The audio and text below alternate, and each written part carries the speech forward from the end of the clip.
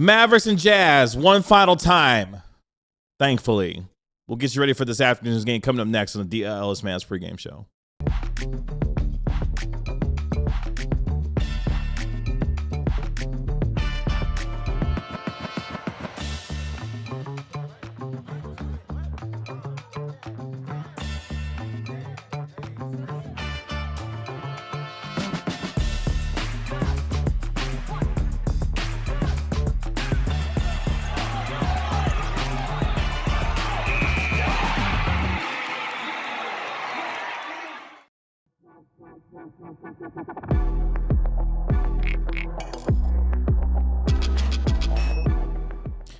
Welcome to the DLLS Mavs pregame show. Kevin Gray alongside our DLLS Mavs analyst, Bobby Curl. We, of course, are DLLS Mavs, your favorite guys, come your favorite team, especially when they're playing the Jazz for the final time this season. We'll get you ready for this afternoon's game over the course of the next half hour. Really appreciate you joining us here on DLLS Sports. On this sensational Saturday, Bobby, how we feeling? I'm feeling pretty good. I bet you're feeling better than I am. Woohoo! Based on your choice of garb. That's right. Shout outs. Manchester United. Nice. Won the 198th edition of the Derby today. Haven't played this well in years, it feels like. So, yes, had to rep the kit today for sure. Well, that's good. That's good. I'm happy for you. Yeah, I'm feeling pretty good. Good. I'm feeling pretty good. I went to the grocery store today. Oh, look at you, Dalton. Look that at was you. nice. That was nice. Got to take care of some laundry. Okay. And this game, unless it goes to like quintuple overtime, hey, whoa. is going to end way sooner than a normal game would. And so we get a nice little Saturday night to enjoy after this, too. It's going to be a beautiful thing. It's going to be a lot. I love a good matinee. Same. Especially when you get home, have a little somewhat of an evening after an NBA game as the Mavericks take on the Jazz for the final time this season. Shout out to Pride for hanging out with us today. As Tanner has the day off, he'll be back with us next week as it is game number 43 of the season for your Dallas Mavericks, who come in tonight at 16-26 on the season, 12-11 so far at the American Airlines Center through 23 games. Meanwhile, the Utah Jazz 14-27 on the year, 5-15 away from Delta Center so far this year. The Mavericks, yes, are a 3.5-point favorite tonight, even with the over-under at 241.5. You can watch this afternoon's game on KFAA Channel 29 with the tip-off at 4 p.m. Of course, your Mavericks come into this afternoon sitting 2.5 games behind the Los Angeles Clippers now for the 10th seed and final play-in spots in the Western Conference, as the Clippers have surged all the way to 10th in the West, winning 12 out of their last 14 games. Of course, Dallas coming off that 144-122 win on Thursday night in the first game of this baseball series, if you will, against the Utah Jazz, with the Mavericks 2-1 on their current 4-game homestand, which ends this afternoon with Utah. They're 9-12 against teams below 500 so far this year, and one game above 500 at home for just the second time this season. In fact, overall, they're 4-6 in their last 10. The Mavericks will finish up their homestand today. Then they'll be on the road on Monday on Martin Luther King Day as they take on Jalen Brunson and the New York Knicks, as the Mavericks will celebrate African American Heritage Night at the American Airlines Center this evening. Meanwhile, the Jazz 14-27, 13th in the Western Conference, sitting a game and a half behind the Mavericks for the 12th spot in the West. Of course, after losing that game on Thursday, Jazz now just 2-8 in their last 10 games overall. They're currently 1-2 on their 5-game road trip, as the Jazz were just 8-19 against the West and 8-10 against teams below 500 this year. They'll finish up the road trip on Monday in San Antonio when they take on Victor Wembanyama and the San Antonio Spurs on Martin Luther King Day. Lanner with the $2 super chat. Will lose my ass if we win this game. Lose, please. That's how we get to the illustrator and what he may be looking for in this afternoon's game, as the Mavericks and Jazz, thankfully, play each other for the final time this season. Yeah, I was texting Ron because he couldn't find the link to the eCam. That's right. And I said, check Slack, pal. Mm-hmm.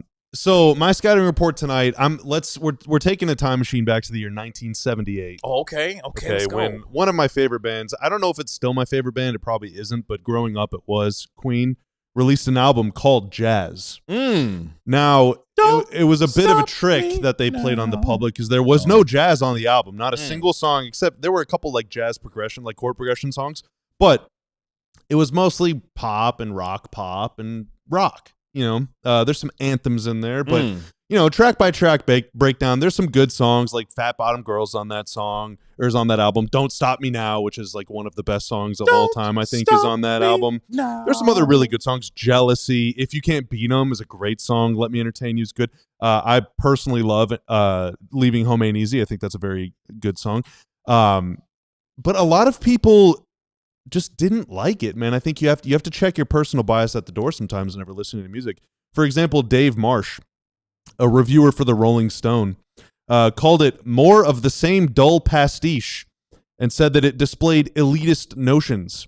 Now, I would say someone that uses the term pastiche in a review is an elitist. Yeah, about to say, but Dave Marsh, that irony fell on his deaf ears, I guess. He also said that Queen is, quote, the first truly fascist rock band. Now, oh wow, I really think that there's probably a lot of stuff in there that's worth exploring, but it's all personal bias, right? You can look at something, and I can look at something, and we can draw dramatically different conclusions. Two different things, for sure. Right? And I feel like this is a really good microcosm of the way that the Mavericks and the Jazz are tanking this season. I like what and you're have doing. Tanked over the last few years, because I will look at what the Jazz are doing and say that's really shameful and you should feel bad about it. Meanwhile, the Jazz fans will look at me say that and say, you're just a whiny baby. What about the 2 games that you tanked a couple of years ago? Yeah, acknowledge the obvious, man. Like, Dave Marsh hates Queen. All right, he probably hates Freddie Mercury. There could be a couple reasons why he could hate him that are pretty unsavory, but maybe he just doesn't like their music, right? Maybe I'm just a hater, okay? Or maybe Jazz fans are the haters. At any rate, the Jazz are shamelessly tanking. Shameless. The Mavs absolutely BTA'd them the other night, and they're probably going to do it again here in about 20 minutes. And we're just going to have to live with the results, man. But anyway, I recommend you check out Jazz by Queen. There's a little bit of objectification on that album. There's a song called Fat Bottom Girls. Okay, obviously, there's a little bit of objectification of women, and that is never okay. All right, but Queen does make pretty good music otherwise, and I recommend you check it out. And also, I recommend you don't engage with Jazz fans on the internet. Yeah, the Mavericks Jazz Twitter war over the last 24 hours has been something epic. In fact, there was more fight between Mavericks and Jazz fans on Twitter than there was on Thursday night at the American Airlines Center. Especially from the Jazz, because it was Tankathon Part 1, which gets us to our lead story for tonight. Tankathon Part 2 going into this afternoon's game. Look, we all know what's going on here. The Jazz have no incentive. Actually, they do have some. No. They have no incentive to win these days, because if their pick falls outside of the top 8, that pick will actually go to the Oklahoma City Thunder. So it's actually within their quote-unquote best interest to lose games so that they can have their pick fall within the top 8, which means they'll get to keep and pick in the 2026 NBA draft. What we saw on Thursday night, the conversations coming out of the game was for all the wrong reasons. I mean, look, Kevin Love didn't play. Yusuf Nurkic didn't play. Stephen McCulloch didn't play. Keontae George was Lewis's own. Keontae George, I'll say Farmer's own. Oh, I thought you were about to say Keontae George is farting. No, I mean, he might as well have been. He was farting around, just sitting around in the corner. He was parked in the corner pretty much all night long. On Thursday night. Meanwhile, the Mavericks actually gave a damn and beat the hell out of the Utah Jazz, led by Klay Thompson, who was fantastic. We'll hear from more of him in just a little bit. But the question is, Bobby, will someone have some shame today? AKA, will the Jazz have some shame today and actually play their guys? What do you think? I don't know. You have the injury report. I don't. Well, it's the same exact one from Thursday night. Okay. Which means Lauri Markkanen is the only one that's actually, in fact, he's not even with the team, as far as I understand it. So it's literally the same injury report from Thursday night. So if I had to guess, I think no. They will have no shame. I think they'll engage in the same exact behavior from Thursday. We're going to see a whole lot of Kyle Filipowski. We're going to see a whole lot of I don't know who Isaiah else Collier came off the. I don't even remember their bench. Slow-mo, Kyle Anderson. I feel really bad because I'm like I don't want to do the who he play for thing, but like it is Bryce literally Sensabaugh Bryce Sensabaugh is a good. I mean, he's a player, but I'm talking about guys like Dude, their end of the bench guys it was a brutal scene, man. It was a brutal scene. Yeah. Cody Williams had to start the other night for Utah. It was He's a starter. I mean, that's the thing, I guess. Their bench, like Kyle Anderson, all right. I like making fun of Slow-Mo, but Walter Clayton Jr., Taylor Hendricks, these are all guys that were drafted. Taylor Hendricks, lottery player. Cody Williams, Ace Bailey, top 5 pick. Isaiah Collier. Like, they got a lot of players that are kind of interesting, but that's just a horrible, horrible situation. Ozzy D with a $1.99 super chat. Good afternoon, Tank Commander Bobby. Shout out, Kev. Good afternoon. Shout out to you, Ozzy D. Luke, shout out to you with the starters for the Mavericks lineup. Brandon Williams going to replace Jaden Hardy in the starting lineup because Jaden Hardy was not good. Trade. Brandon Williams. Max Christie, who's back after missing the last few games with illness. I almost said his brother's name. Caleb Martin in your starting lineup once again. He's had 2 really good games in a row. Najee Marshall and Dwight Powell, which yes means boys and girls. No Cooper Flagg. No PJ Washington. No Daniel Gafford either. Once again for this afternoon's game. We'll get to the full injury report here in just a moment. We also have a super chat from Laner. We can't show it because it has a bad word in it. No potty mouth text. He put another one in there? Oh, the $2 one, we'll lose my S? Yeah, I already read that one. Oh, okay. Sorry. Yeah. I must have been. Yeah. I read it cleanly. Okay. I read it cleanly. Okay. You were texting Ron as I was going. Oh, gotcha. Yeah, you were locked in. You were locked into getting him on the program. No, it's fine. I even tagged him on Slack, too. It's like, don't tell me you have notifications on Slack muted. Pulling a Stein, huh? Just not. I will reprimand you. Oh, wow. All right. Oh, I will reprimand. Oh, and in your Q2 review, you'll see this. I'll make note of this. All right. I'll make note of this. You're right. Look, man, him and Tanner have gotten into their power games as of late. Like Tanner's been feeling himself a lot more as of late. You got to flex every now and then. And Bobby is got to let him know. Yeah, his HOC I'm in control era. This is not the time to mess around. All right, we're not the Jazz around here. All right, this ain't just an anything goes situation. We have shame around here. Okay. Yeah. Meanwhile, Keontae George, he's had a lot of shame this year because he's been really good for Utah, averaging nearly 24 points per game so far this year, nearly 7 assists per contest in 40 games. Wasn't good on Thursday, but whatever. Meanwhile, Najee Marshall going to be leading the charge for your Mavericks this afternoon, averaging over 14 points per game. And Klay Thompson shooting really well as of late. And for the season, shooting 37% from 3, averaging nearly 12 points per game. This is the final time, thankfully, these two teams will play each other this season, as the home team has won every single one of the first 3 matchups in the season series, as the Mavericks will look to even up the season series at 2 games apiece in the final game between these two this season. Coming up here in just a moment, we'll welcome in our DLLS Mavs beat writer Ron Harrod Jr. live from the American Airlines Center. But before we get there, let's help you win some money this afternoon when it comes to Prize Picks. Listen, man, it's the weekend. It's a matinee. All right, I want to have some fun. Ladies and gentlemen, I'm throwing caution to the wind. The weekend. I'm just going to have a good time on Prize Picks today, and I'm going for glory. All right, Bryce Sensabaugh, more than 14.5 points. Had 27 in the last game. Keontae George, I think he's bouncing back, more than 19.5 points. All right, got honored at Louisville High School last night. I think he's going to carry that Farmer pride with him today. Klay Thompson, more than 16.5 points. I think he's he's going to get him up, dude. Okay. He got him up the other night. And Najee Marshall, more than getting it choked up thinking about it. More than 20.5 points. If all of those things happen, my $5 lineup will pay me $35. Oh, let's go. That's like 2 trips to my favorite nearby fast cash Mexican takeout, Tex-Mex takeout spot. Fast cash. And I will use half of that tonight on dinner. If you want to play along, download Prize Picks today. Use promo code DLLS when making your first $5 lineup. Your account will be gifted $50 in lineups to use anytime you choose on Prize Picks. It is good to be right. So at this rate, is your Prize Picks win is just your food money at this rate?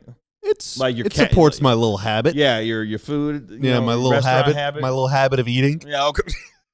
It's okay. All right. I did end up taking home $9 the other night, even though Yusuf Nurkic ducked Najee again, and he was part of my Prize Picks play. Because he didn't play, Prize Picks was like, all right, we waived that one. So I still got the other 2 right. Okay, good. So I won $9. So do you think Yusuf was just actually ducking? Yes, I mean, guilty until proven otherwise, dude. Or was Will Hardy protecting Nurkic from Najee? No, Nurk duck. Okay. All right, cool. It's like turduckin', but it's like Nurk duckin'. This is how much we give a damn about today's game. No, I'm just joking. Let's go out to the American. No, it is. You're not joking. No, you're right. Actually, you're right. Let's go out to the American Airlines Center. Welcome in our DLLS Mavs beat writer. He knows sports. He is Ron Harrod Jr. Ron, what's going on? Doing good, everybody. How are you all doing? Ron, you're just going to have to come out and tell us the truth here, man. Uh-oh. Do you have Slack notifications muted? Oh, wow. Of course not, Bobby. Of course not. Okay. Now, the That's question is my first of all, phone good did I answer. disturb? Good answer. Now that might be true. You don't have the app on your phone? No, I have Slack on my phone. I have my phone on D&D sometimes when I'm at the arena. Just go so like if I'm interviewing someone, it doesn't just so it doesn't like bother someone. I'm talking to this person and that person. If it like if my ringtone happens, like okay, this guy isn't serious. He's a kid. Yeah, I just want to be perceived as professional at least, even if I'm not that much. Let me tell you something. There's one person in this world you do not have on Do Not Disturb. You let him come through on every time. Pause. Mark Stein. No. No. It's that guy. That guy right there. You know. For sure. If Bobby texts me, other, it will come through. Yeah, you can silence her. You can't silence him. That's okay? right. You can't silence him. That's right. Otherwise, real problems. And yes, Vinny, Manchester is red, damn it.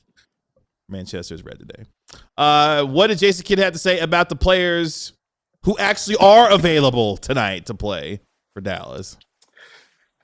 He talked about Max Christie. I just kind of asked a question like, hey, like, what does Max kind of being back like mean for this team? He talked about kind of just his ability to guard and his 3-point shooting and the spacing.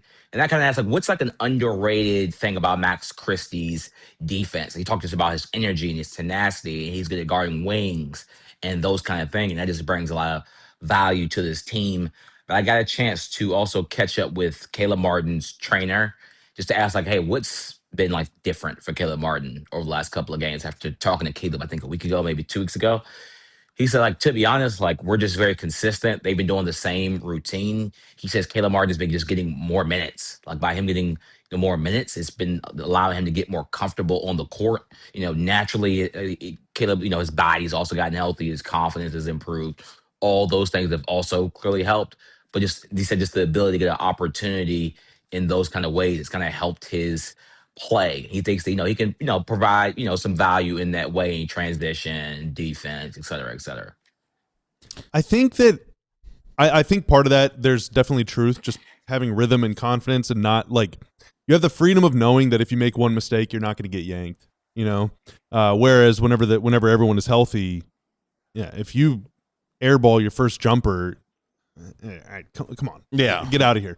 But over the last 2 games, it does feel like he's getting the ball at the top of the key more and having the freedom to attack as opposed to only posting up in the corner where that's like his least effective spot on the floor because his jumper is so shaky. But now that he's having the ball in transition or a little point forward or, you know, one pass away where he can catch it on the move and just get downhill, I feel like that also gives you confidence because it's like the old adage, right? My dad always says this. You come in and you take a couple jumpers and you miss it, go to the freaking basket or get fouled, go to the line. Like once you see the ball go through once, now the rim looks a little bigger and a little bigger and a little bigger. He's getting to the rim more, making layups, and I think that is feeding his confidence from deep too. And the eye test says that he's looked much healthier in the last couple of games. You even saw a little reverse dunk the other night from Caleb Martin. So the legs and the hips are moving much better for him these days, and happy for him. Because he's helped this team play better on the last couple of games. That gets us to our injury report going into tonight. We start with the visiting Utah Jazz. The one person out of note continues to be Lauri Markkanen, who's out with illness. Was out on Thursday, out again for the Utah Jazz. Make of that what you will. Meanwhile, for the Dallas Mavericks, the injury report is lengthy once again.